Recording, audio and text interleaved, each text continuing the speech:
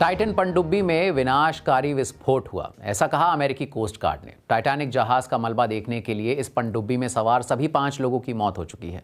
लेकिन इस हादसे के बाद अब इसकी सुरक्षा को लेकर कई सवाल उठ रहे हैं और सवाल उठाने वालों में सिर्फ परिवार के लोग शामिल नहीं हैं। टाइटैनिक फिल्म बना चुके निर्देशक जेम्स कैमरन से लेकर कई सुरक्षा विशेषज्ञ भी ओशन गेट कंपनी पर उंगली उठा रहे हैं। कवर स्टोरी में आज इसी की बात।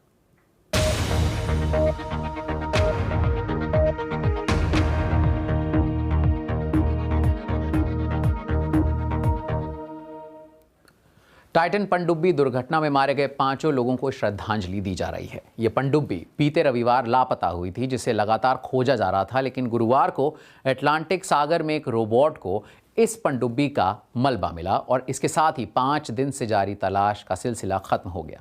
देखिए बीबीसी संवाददाता जॉन सडवर्थ की ये रिपोर्ट। लोगों को किसी आश्चर्य की उम्मीद थी और इसीलिए मीडिया की भी इसमें इतनी रुचि बनी हुई थी, लेकिन अमेरिकी कोस्ट गार्ड ने इस बात की पुष्टि कर दी है कि वो तमाम उम्मीदें खत्म हो गई हैं। आज सुबह होराइजन आर्कटिक जहाज से गए एक आरओवी यानी रिमोट ऑपरेटेड व्हीकल ने टाइटन पनडुब्बी के मलबे का पता लगा लिया। यह मलबा अटलांटिक समुद्र के तल पर पड़े टाइटैनिक जहाज के मलबे से करीब 1600 फीट दूर मिला।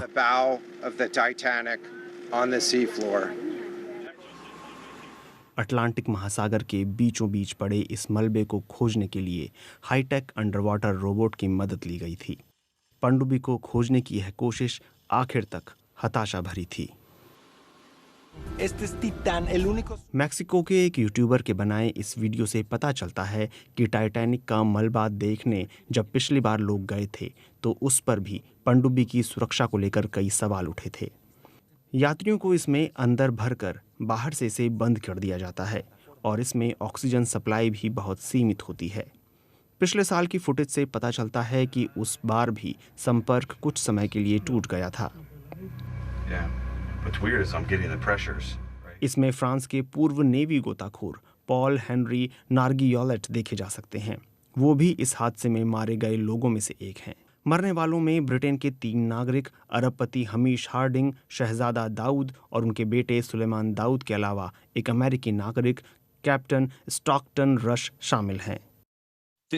यह दोबारा नहीं होना चाहिए था। हमें इस बात को सुनिश्चित करना होगा कि पैसे लेकर यात्रियों को ले जाने वाली पनडुब्बी पूरी तरह सुरक्षित हो और उन्हें बहुत गहराई में ले जाकर उनका परीक्षण किया जाना चाहिए। एक सीट के लिए करीब $25 लाख देने पड़ते हैं। यह खतरों से भरा हुआ एक बहुत ही महंगा पर्यटन था। समुद्री त्रासदी के पर्याय बन चुके टाइटैनिक हादसे के मलबे को देखने जाने में लोगों के बचने की उम्मीद हमेशा ही बहुत कम होती है। टाइटन पनडुब्बी में सवार 5 लोगों की मौत के बाद अब यही सवाल उठ रहा है कि पनडुब्बी के साथ आखिर हुआ क्या था। इस मिशन के दौरान क्या गड़बड़ हुई। टाइटन पनडुब्बी के मलबे के 5 टुकड़े मिले हैं और अभी ये पता नहीं है कि मलबे में अभी और क्या बचा है। जिस गहराई पर यह पनडुब्बी थी वहां इतना अधिक प्रेशर था कि उसमें अचानक जबरदस्त धमाका हुआ होगा। हमें यह भी नहीं पता है कि ये कब हुआ। आशंका इस बात की है कि यह तब हुआ होगा जब 1 घंटे 45 मिनट बाद इससे संपर्क टूट गया था। मलबे के विश्लेषण के बाद ही इस दुर्घटना के समय का पता चल पाएगा। दुर्घटना यदि पनडुब्बी के नीचे जाने के दौरान हुई होगी तो समुद्र के तल पर अधिक मलबा होगा। दुर्घटना यदि तल के पास हुई होगी तो मलबा ज्यादा बिखरा नहीं होगा। हमें यह भी नहीं पता कि ऐसा किस वजह से हुआ। मरीन एक्सपर्ट सेफ्टी से जुड़ी चिंताओं को जाहिर करते रहे हैं। सवाल यह है कि चिंताएं आखिर थी क्या। देखिए इससे पहले हुई एक ऐसी ही ट्रिप के ये दृश्य जिसे बीबीसी ने फिल्माया था। टाइटन का डिजाइन असामान्य था। गहरे समंदर में जाने वाली पनडुब्बियां आमतौर पर गोलाकार होती हैं, लेकिन टाइटन ट्यूब के आकार की थी जिसमें 5 यात्रियों के लिए जगह थी। इसे बनाने के लिए जिस मटेरियल का इस्तेमाल किया गया था वो भी अलग था। इसे कार्बन फाइबर से बनाया गया था और जबरदस्त दबाव में इसके टिकाऊ होने पर सवाल उठते रहे थे। इतना ही नहीं, टाइटन को किसी बाहरी स्वतंत्र संस्था ने प्रमाणित नहीं किया था। साल 1997 में बनी टाइटैनिक फिल्म के डायरेक्टर जेम्स कैमरन इसके मुखर आलोचकों में से एक रहे हैं। उन्हें पनडुब्बियों के बारे में काफ़ी जानकारी है। उन्होंने बीबीसी को बताया कि इस दुर्घटना को रोका जा सकता था।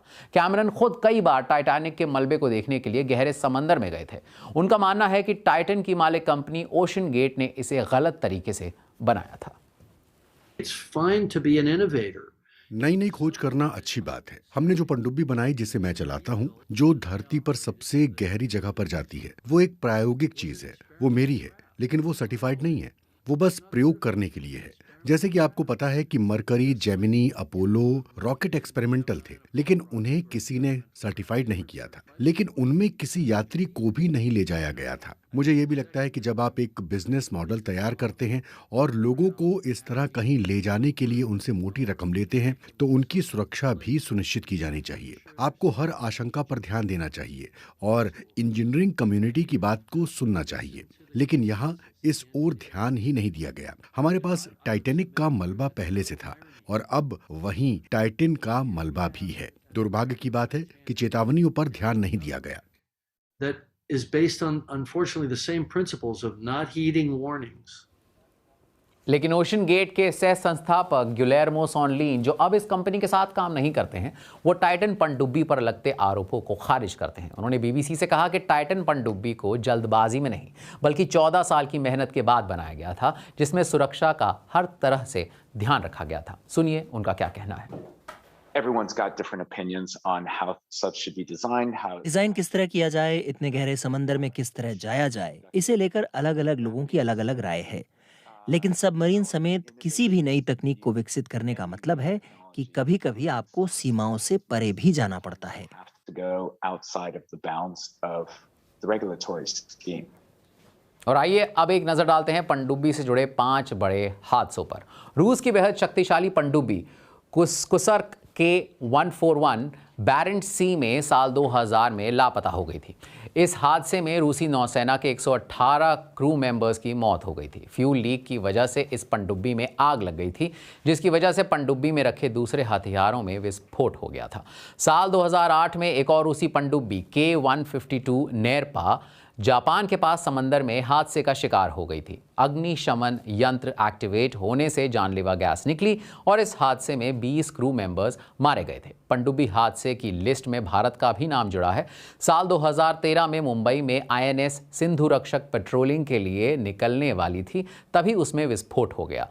इस हादसे में क्रू के 18 सदस्यों की मौत हो गई थी।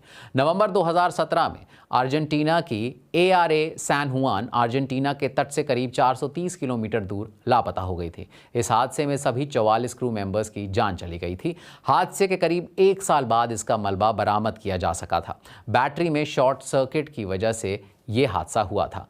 साल 2021 में इंडोनेशिया की KRI नंगल्ला 402 पनडुब्बी बाली में लापता हो गई थी। टॉर्पीडो की वजह से हुए हादसे में इस पनडुब्बी के 2 टुकड़े हो गए थे। हादसे में 53 लोग मारे गए थे।